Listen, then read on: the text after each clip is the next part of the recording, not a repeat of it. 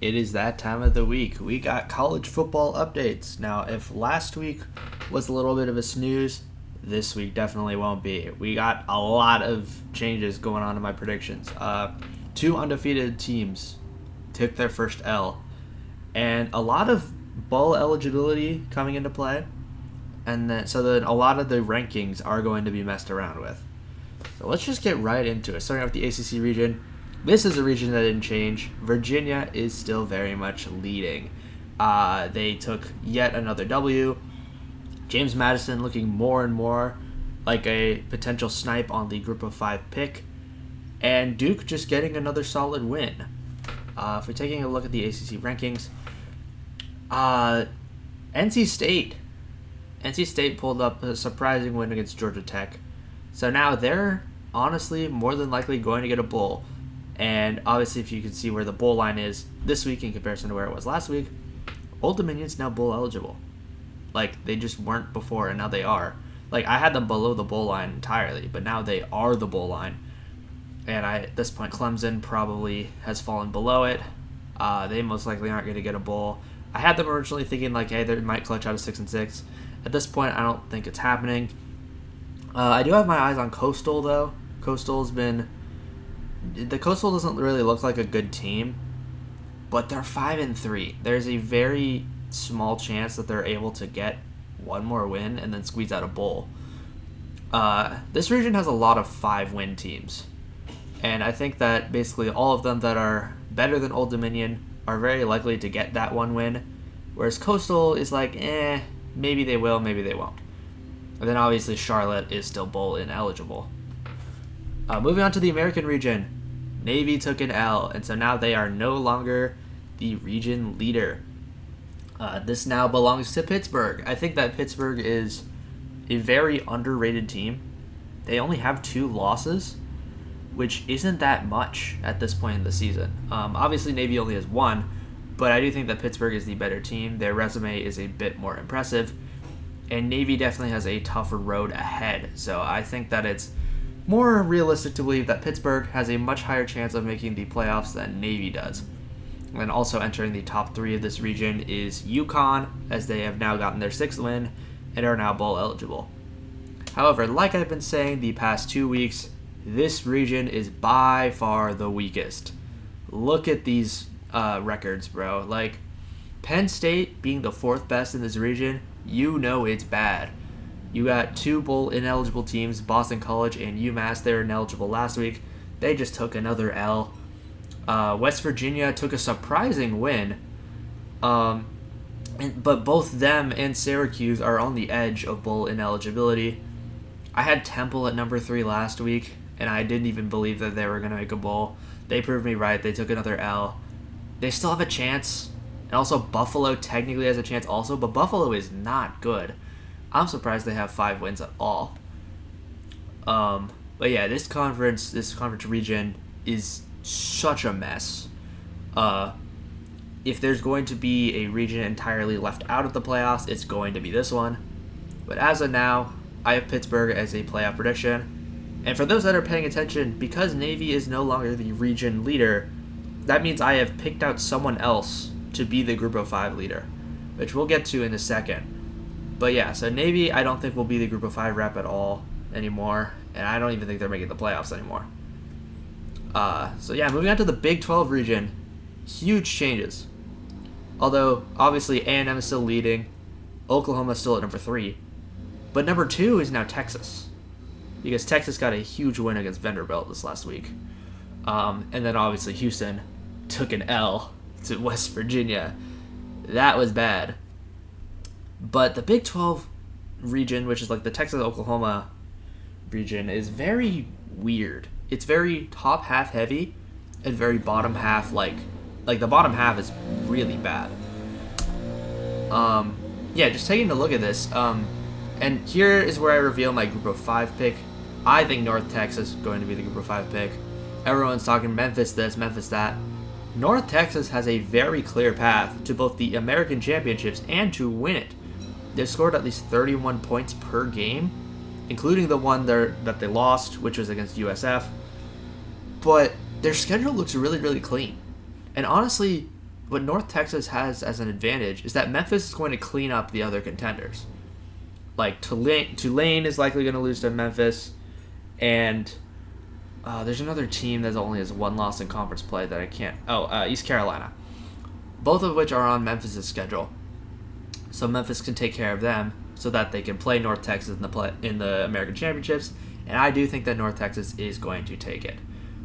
Obviously, Houston had a huge fall off, but they're still bowl eligible because they have 7 wins. SMU got their 6th win, surprisingly, against Miami.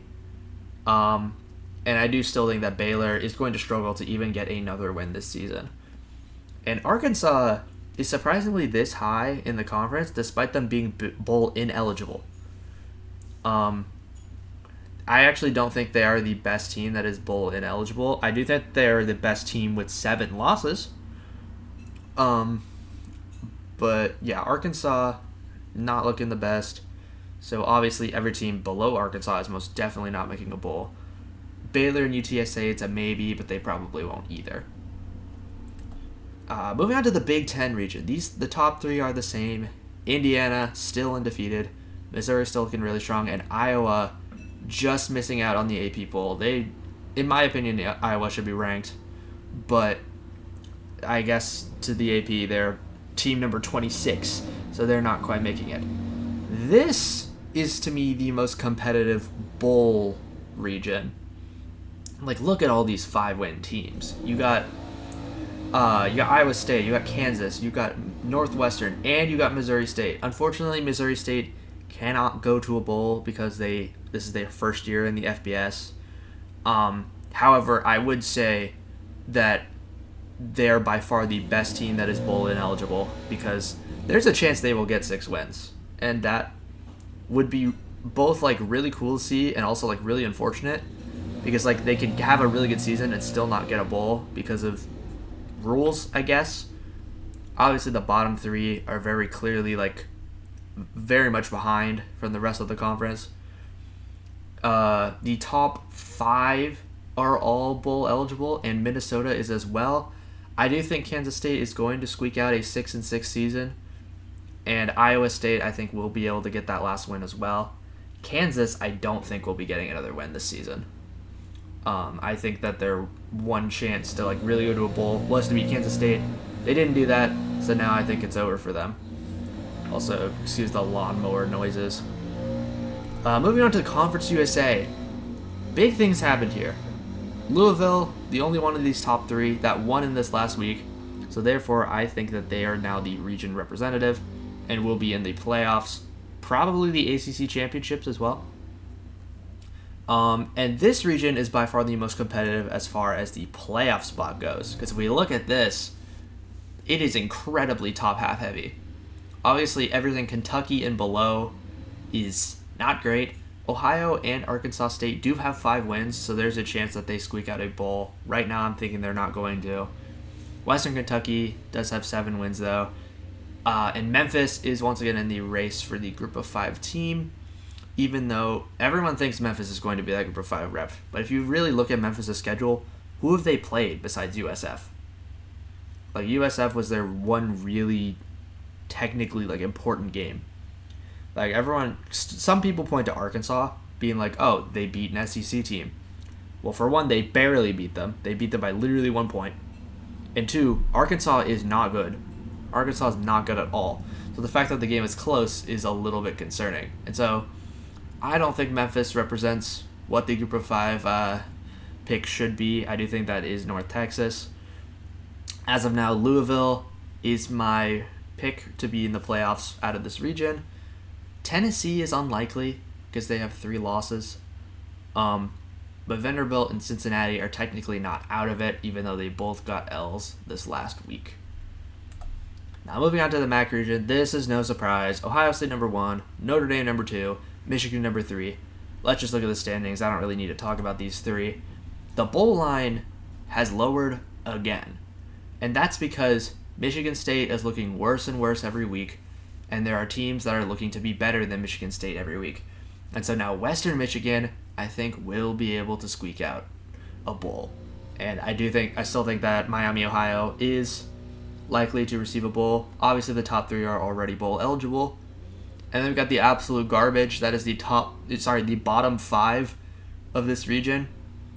Like, oh my god. Like, obviously, Eastern Michigan is already bowl ineligible. Same with Akron for academic reasons. But it's only a matter of time before Kansas State, Ball State, and Bowling Green all get their 7th loss and become bowl ineligible. Again, I'm still keeping an eye on Central Michigan because they are 5-4. But I also wouldn't be surprised if they go 5-7 by the end of the season. So, yes, I do think that this region is not as weak as initially, like, as looking at it from the surface. I do think that Miami University and Western Michigan do have a very legitimate chance of getting into a bowl. Now, moving on to the Mountain West region, the top three is the same: BYU, Texas Tech, Utah. BYU and Texas Tech are playing this upcoming week. So there's a chance that both implications for the Big 12 are going to change, and then, of course, implications for this region. Because both of these, really, a lot of this region is what's leading the Big 12 right now, the real-life Big 12. Who is actually above the bowl line is still the same, although, obviously, this has been reordered since New Mexico did beat UNLV.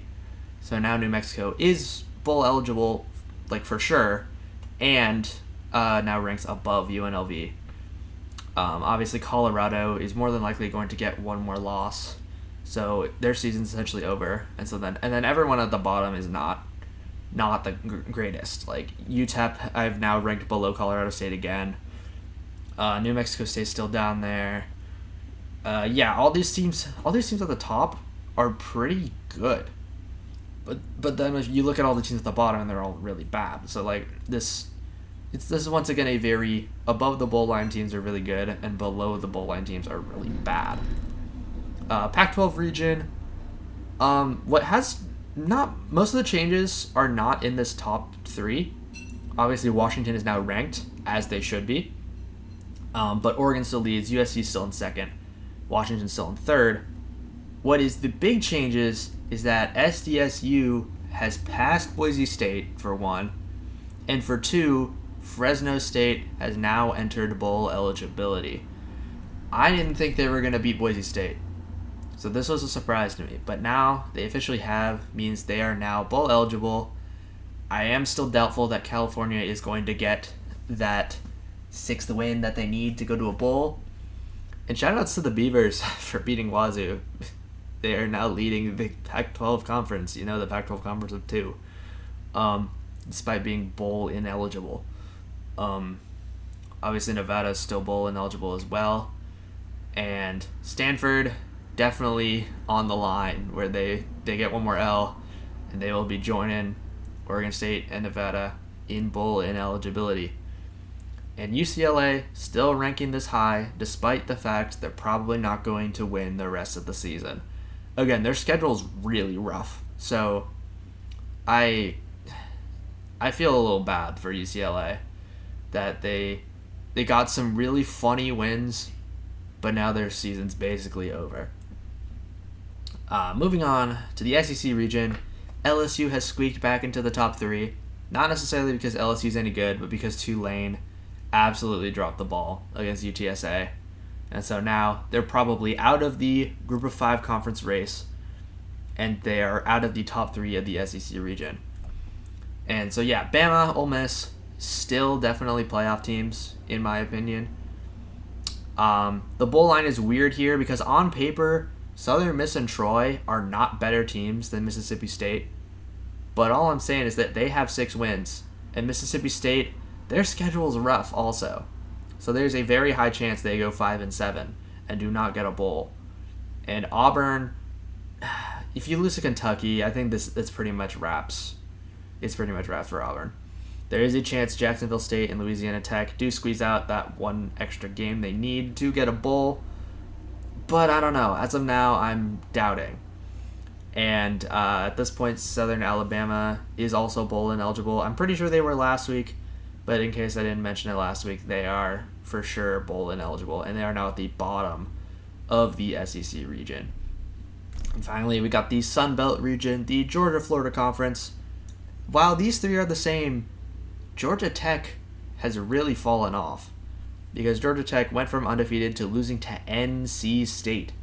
At this point, NC State is just top contenders kryptonite because NC State has beaten Georgia Tech. They beat Virginia, but luckily for Virginia, it doesn't count as a conference loss, which is at this point that's what's really carrying them.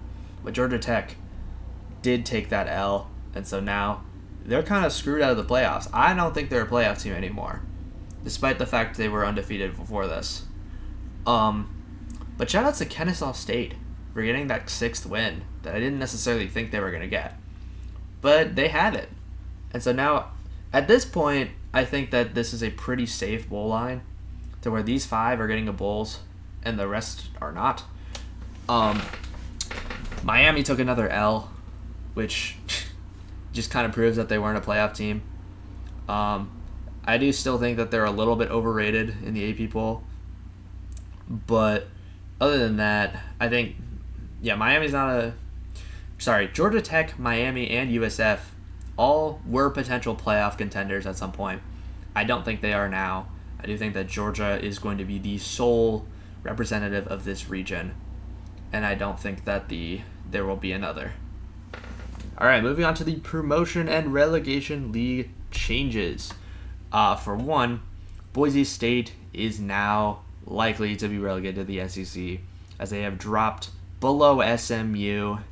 SMU might get to stay in the Big Ten and become one of the Big Ten, The part of the way that this is designed is that there are 10 teams that stay in the Big Ten between each season. And so it's like, oh my God, they're the Big Ten. Whereas, obviously, Penn State and Clemson are still going to drop out. I don't think that's going to change before the end of the season. The SEC, I swapped out Missouri. Missouri is now likely to move up to the Big Ten. I'm trying to remember who I had in there before. It was Miami. I had Miami in there before. Miami has now taken a loss. So now Missouri is taking that spot to potentially move up to the Big Ten for the next season. Big changes in the Big 12. Georgia Tech and Vanderbilt had 2 of the spots. Obviously, A&M's still there. They're still probably going to move up to the SEC. But now this is taken up by Texas Tech and Louisville, as they have just proven to be stronger teams at this point. So Georgia Tech and Vanderbilt are now likely to stay in the Big 12. ACC, nothing's changed there. The Pac-12, I did have Auburn moving up last week, but now NC State is looking to be more likely the one to get moved up to the ACC. And now getting moved down to the American is Michigan State. As Michigan State is looking really, really bad. I do think that West Virginia is now safe for now, and now that Michigan State is more likely to be the one to move down to the American. And then speaking of the American, that's looking the same as it did last week. The Sun Belt is looking the same as it did last week. The Mountain West, instead of Wake Forest moving up, I have Mississippi State back in here because they got a win against Arkansas, knocking them to bowl eligibility. Obviously, you see in the graphic above, Arkansas is likely to move down to the ACC. And so Mississippi State's likely to move up to the Sun Belt as a result. And then moving on to the MAC, Troy is no longer looking to be the one to move up from the MAC, and it is now Louisiana Tech. As once again, Louisiana Tech is on the line of bowl eligibility. Troy, to me, is just the worst bowl eligible team right now. Like, they have 6 wins, but they're not even the best. They're not a great team. They just had a very, very easy schedule. And then last but not least, we got Conference USA, where I have Florida Atlantic now in here, FAU, instead of Central Michigan.